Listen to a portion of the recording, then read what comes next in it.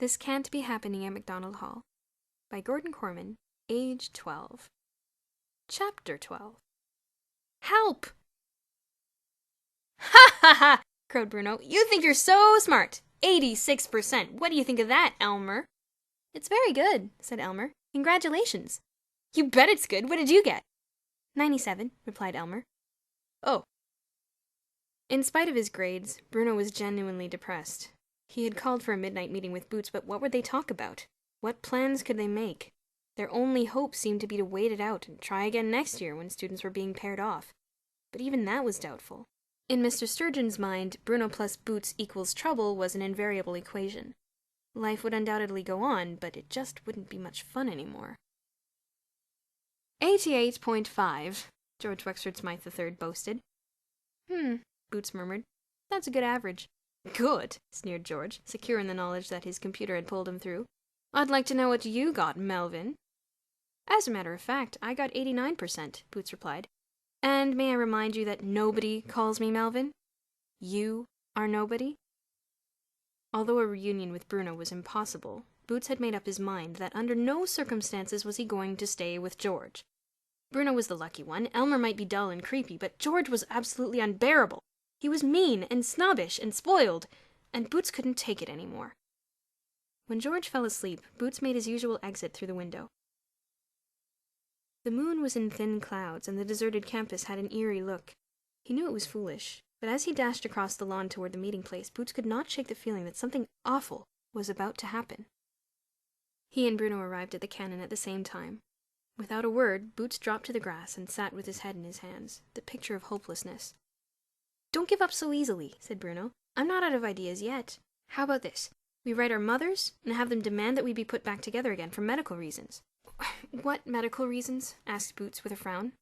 Well, emotional reasons then, said Bruno. No. The fish would be sure to tell our parents what we've been doing, Boots protested. That's all we need. I don't know about your folks, but mine would kill me.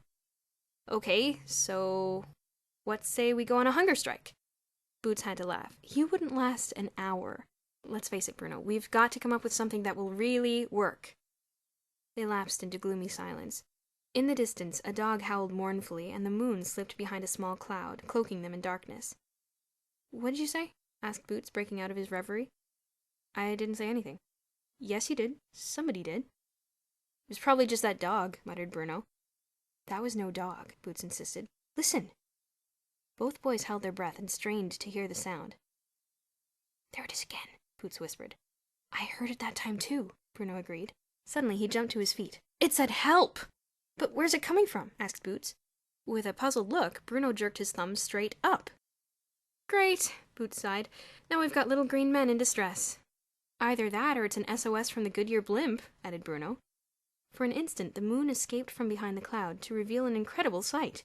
A huge silvery disc hovered over one of the trees. Glinting in the moonlight, a cable stretched beneath it, attached to a dark rectangle swinging in the branches.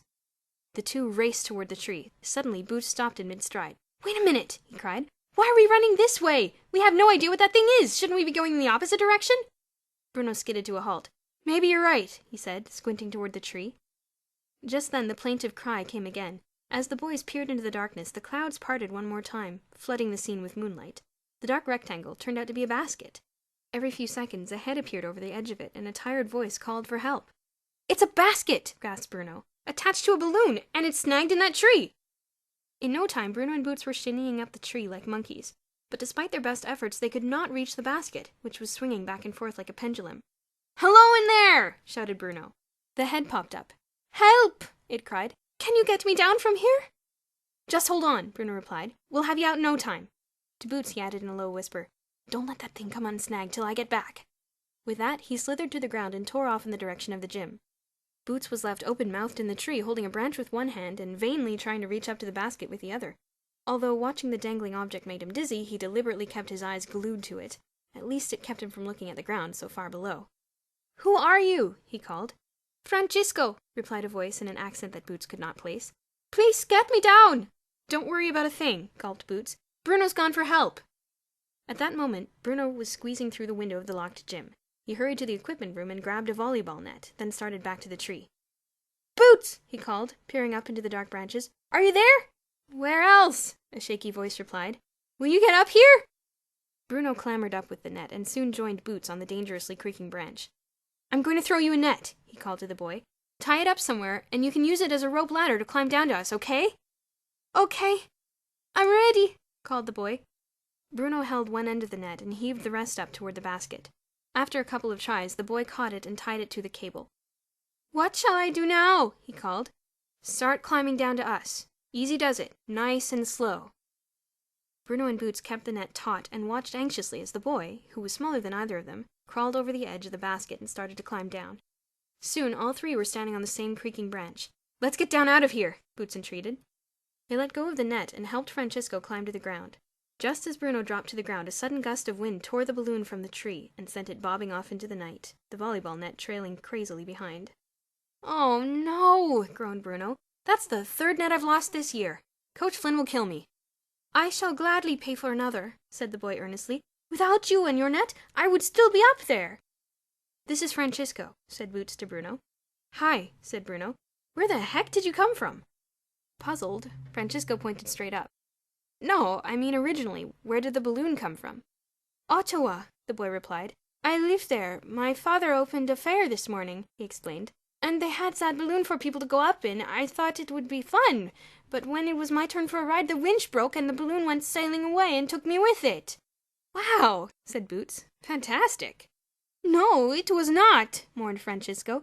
It was horrible. It was very windy and soon I was lost in the fog and clouds. No one could see me. He looked pathetically at the two boys. I thought I would never get down, he added. And I'm very hungry.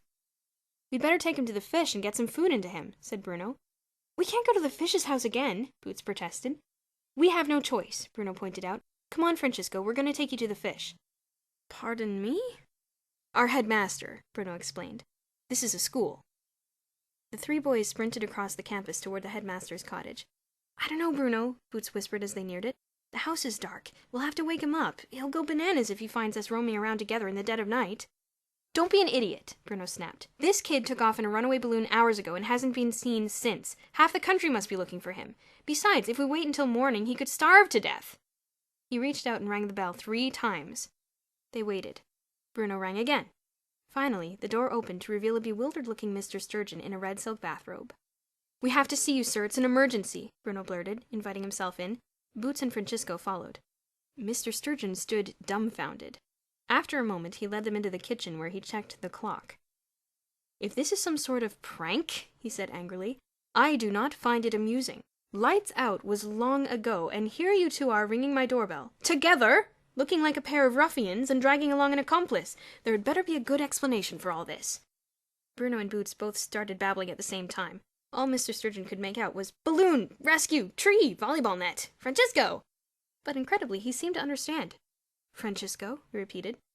Are you Francisco Diaz? Yes, sir, said the boy. And you are the fish? There was an awful silence. Mr. Sturgeon smiled thinly. Yes, he replied. I imagine I am. He glared at Bruno and Boots, then turned back to Francisco. The report of the runaway balloon has been on the news all day. Do you mean to tell me that it landed here, at MacDonald Hall? No, sir, it did not land at all, said Francisco. It got caught in a tree and I could not get down. I kept calling for help and these boys heard. They got a net and helped me to climb down. They are very great heroes. At that point, Mrs. Sturgeon came tiptoeing down the stairs. What is it, dear? It's Francisco Diaz, the ambassador's son who was lost in a balloon this morning, said Mr. Sturgeon excitedly. He saw his wife gaze questioningly at Bruno and Boots.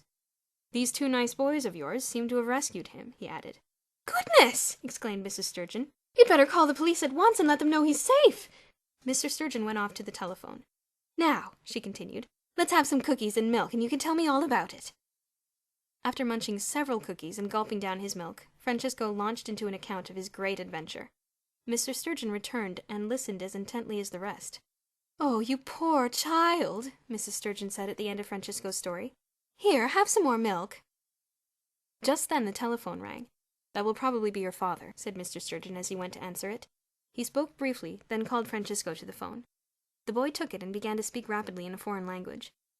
Boots raised one eyebrow. Spanish? Or Portuguese? Bruno shrugged. It's all Greek to me. Boy, if his father really is an ambassador or something in Ottawa, maybe we'll get a reward. Maybe we won't get expelled, Boots countered. That would be reward enough for me. Francisco returned from the telephone. My father is very grateful to you, and very worried about me, he said. He asked if you will be kind enough to put me up for the night. He and his staff will be here in the morning. He would like to talk with you again. Of course, said Mr. Sturgeon, returning to the phone. While Mrs. Sturgeon fussed over Francisco, Bruno and Boots finished off the remaining cookies. A few minutes later, Mr. Sturgeon reappeared and motioned the boys towards the door.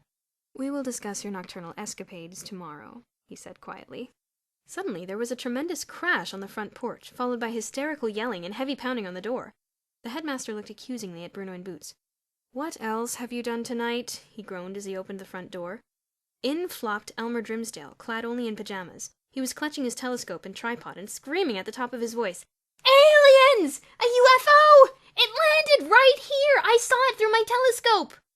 Boots grunted as Bruno elbowed him in the ribs. Elmer Grimsdale in action was high comedy.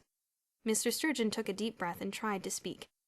The way I see it, Elmer babbled on, they probably have contacts here, and this is a prearranged landing site.